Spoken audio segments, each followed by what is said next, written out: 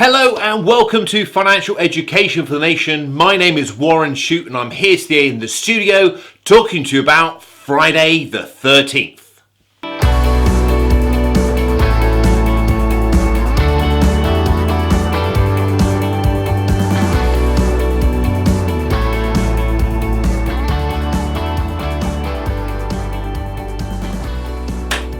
Okay, so Friday the 13th. What's it all about? The economy, politics, what's going on? So if politics wasn't so important, it would be a joke. We've got the Trump impeachment hearing in the US. We've got the trade tariffs between the US and China affecting the economy. We've got Brexit, and obviously now thrown into the mix, we've got the election here in the UK. Now, the election's on November the 12th, but for most of us, we'll get the result, the final result, on Friday the 13th. Maybe it's going to be a scary day for some. What I want to touch on is, does it matter on your investment portfolio who sits in the chair at number 10? How has that affected things over the past? And what can we learn from it? Typically, we would expect from a conservative government to reduce taxes and to stimulate business, so the business drives the economy.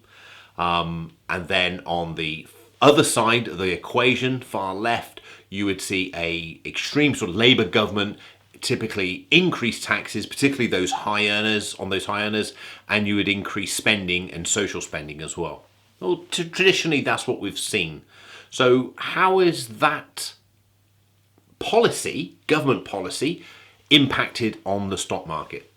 So in the blog article that will accompany the post here, you'll be able to see a chart of the FTSE All-Share Index. Now, the FTSE All-Share Index goes all the way back to 1962, which is a whopping 57 years of data. It's pretty impressive. And during that time, we've had lots of highs and lows. Two significant events occurred. One was the dot-com bubble in 2000. So the markets peaked typically around late 1999, very early 2000. And then went into a decline before they recovered again.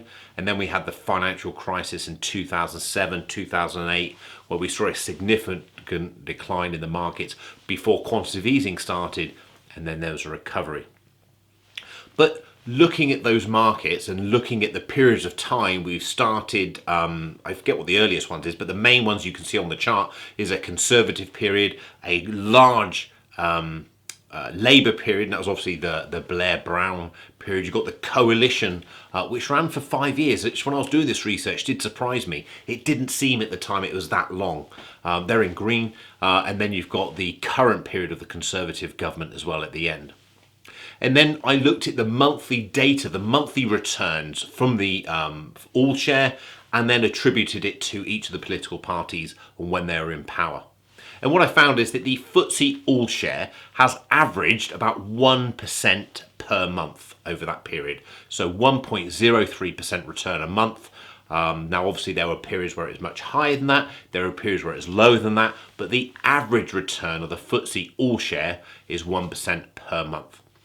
Now, I've used the FTSE All-Share because it's the broadest UK market index that I can get hold of with lots of history and which is understandable for you. So the Financial Times Stock Exchange, that stands for FTSE, All-Share Index, it covers pretty much, it doesn't cover all of them, but it covers pretty much all of the companies listed in the UK.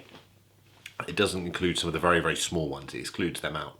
But it's a great bellwether indicator of the UK stock market, as opposed to the FTSE 100, which is just the 100 largest companies. It's a much broader index, so much more reasonable for us to consider. So the index as a whole has done just over 1%. Now I want to ask you a question before I reveal the answer. What do you think the conservative return, or should I say the return whilst the Conservatives are in power, of the FTSE All-Share was? Have a little think of that. So, if you've had a think, good at your head, the return for the Conservatives, whilst they're in power, the FTSE All-Share, was 1.2. So it's about 1.19%. So it's 34% more. It's about 20% more than the basic index itself. I do my maths. The 34 comes up in a minute. I know what they're doing.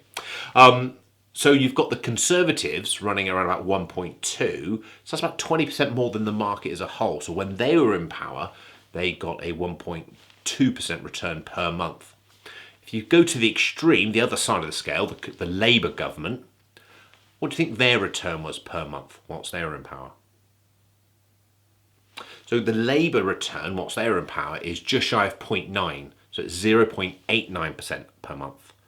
So that's a 34% increase. Should I say the Conservatives are a 34% increase over the Conservatives?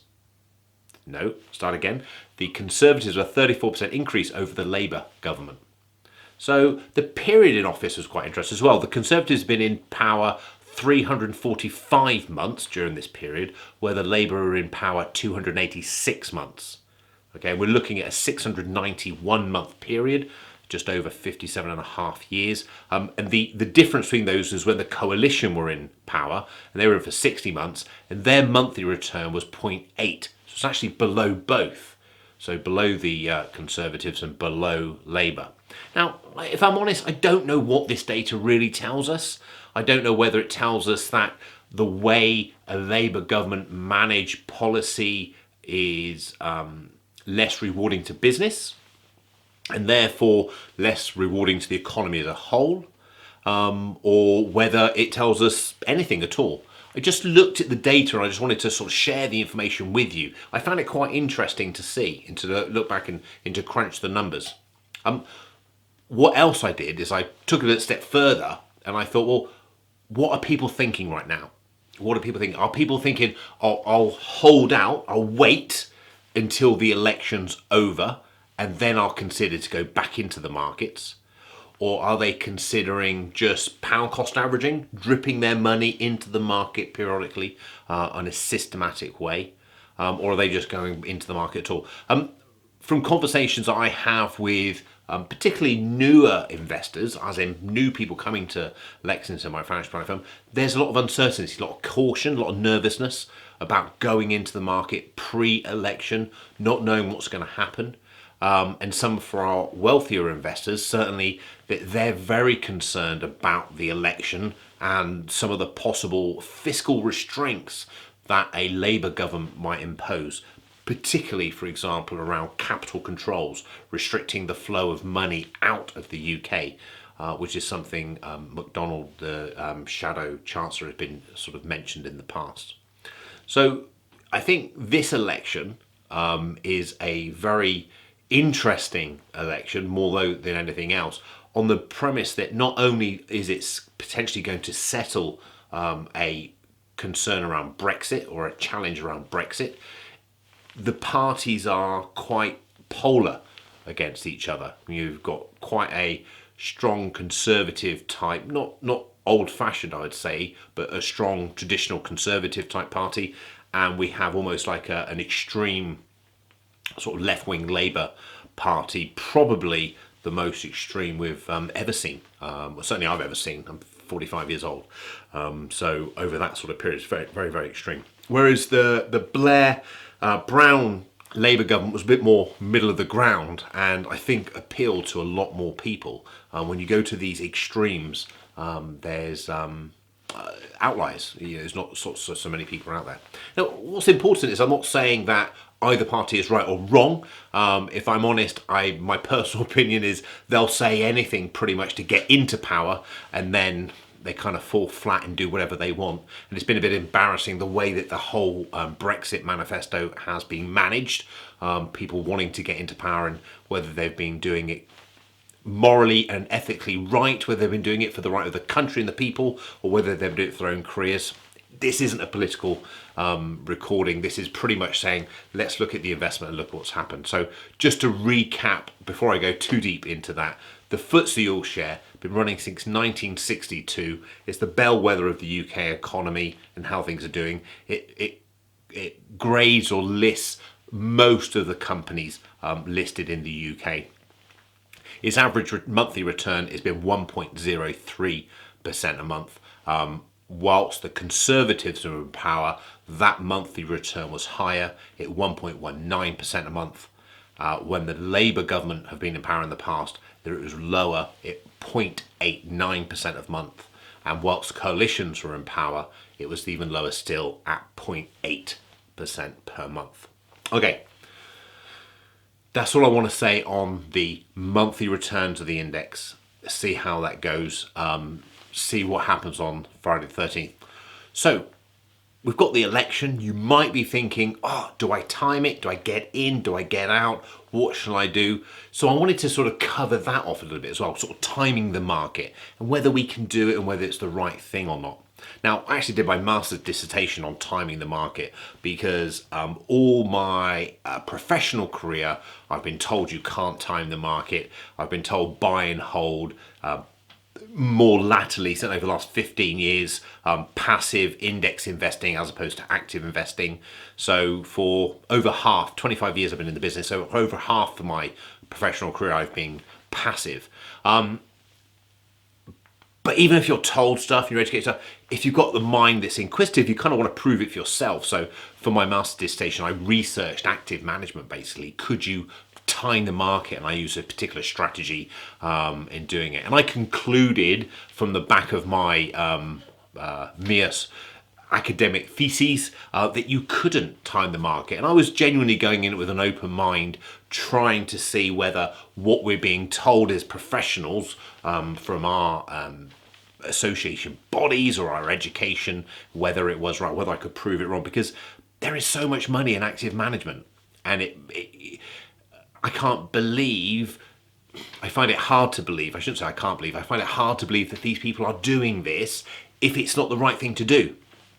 But when you sort of come down to it, where there's money, there's a way, and sometimes I think some of these people do it because they are paid very well for doing it, as opposed to being a fiduciary, doing the right thing for their client. And I think that's really where I come with index or passive management. I genuinely believe in the heart of hearts that it's the right thing for the client to get a broad investment and buy and hold. But to kind of reiterate that, rather than just hear it from me, just like I heard it and I needed to dig deeper, I wanted to give you some kind of background behind that, or a bit more depth behind it. Now, Fidelity, most of you listening will know who Fidelity are. Fidelity are, I think, the second or maybe the third largest investment house in the world. I think Vanguard actually is the largest, but they're certainly in the top three. Let's not argue about their actual position. They're a pretty big outfit. And they did some research about market timing and what happens if you miss the best days in the market, etc. And they did it on the FTSE All-Share, which is great because they're an American outfit, and most of the academic research we read is based in the US. We've grown up with it. We're big enough and ugly enough to understand that actually what happens in the US pretty much will happen in most developed countries, at least globally. So we can understand, we can communicate or translate, should I say, the S&P 500 data into FTSE data. But this was nice because it was done on the FTSE All-Share, the same index that I was just speaking on in relation to the monthly returns about the coalition government and the Conservative and the Labour governments. And what they found is they did a period. Now, when I first saw this study many years ago, it was a 5-year data set, but thankfully now it's over a 15-year data set. So I'm just looking at the figures. So they did from the end of September 2004 until the end of September 2019. So that's a 15-year data set, which is great. It's great data. It's a lot of time. They found that the FTSE All-Share averaged around 7.7% per year. It's a great return. That's a pretty typical return over that sort of period. And if we look at that period, we had pretty much, not smack bang, but almost near the beginning, we had the financial crisis. So 2004, they had a sort of good run up until 2007. 2007, 2008, bit of 2009 was all wiped off before the quantitative easing really took place. And then 2009 through till 2019, they've had a pretty good run of it. So 15 years, the FTSE All-Share returned 7.7%. Now, they then did a calculation and they said, I don't know how they do this. They must have some very powerful computers that does it automatically because it must take some time doing it manually.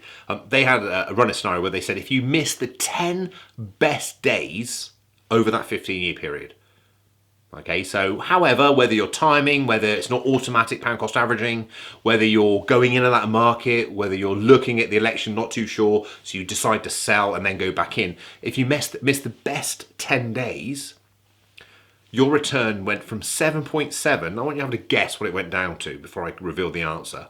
Quite an interactive show, this one, isn't it? went down to 3.5% a year. Now, just digest that for a second. Went from 7.7% down to 3.5. That's just crazy. That's just crazy.